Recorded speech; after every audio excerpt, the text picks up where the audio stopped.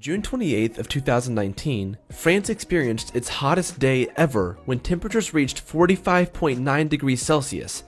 That's over 114 degrees Fahrenheit. But some people weren't feeling the heat quite as much as everyone else. Some people always seem to feel cold, no matter how hot everyone else around them claims to be. So what gives? Let's look at some of the scientific explanations for the endless chill these people feel. First and foremost, we have to understand how human body temperature works. Mammals and birds are warm-blooded.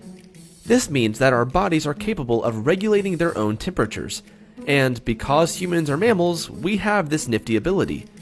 On the other hand, cold-blooded animals like snakes, lizards, and, well, anything that isn't a mammal or a bird can't regulate their own body temperatures and have to rely on their surroundings for temperature regulation. Now, just how do our bodies go about regulating temperature? As it turns out, a lot of mechanisms are involved in this process, and your brain's hypothalamus is in charge of it all. The hypothalamus acts as a thermostat for your body. For humans, the average temperature our thermostats are set to is 98.6 degrees Fahrenheit.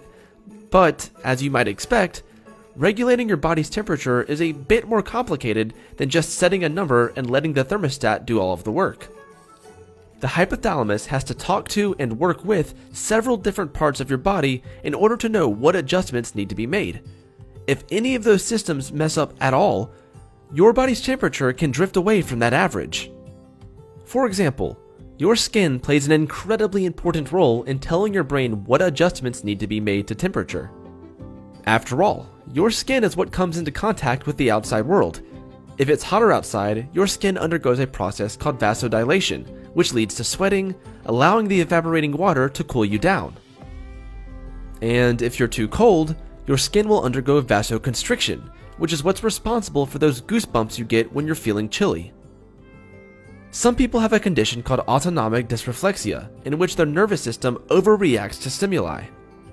Their bodies will sometimes unnecessarily undergo vasodilation and begin to sweat profusely, or go in the opposite direction and get a case of the chills, accompanied by those telltale goosebumps.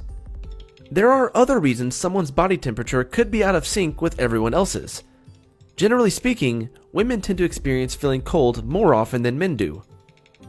In fact, one study found that the hands of women were on average 3 degrees cooler than men's hands. The hypothesized reason for this is that men's bodies tend to have a higher density of muscle, while women's bodies tend to have a higher density of fat. Muscles generate heat when they do work, while fat cells store heat. This is actually why you begin to shiver when you get cold.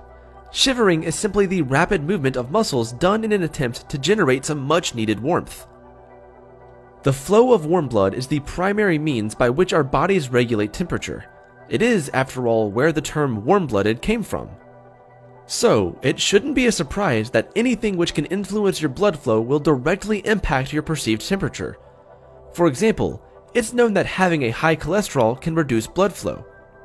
When this happens, it becomes harder for warm blood to reach your hands and feet, which is why many people with high cholesterol complain about having cold fingers and toes. As we get older, our natural systems start to lose their efficiency, and temperature regulation is no exception.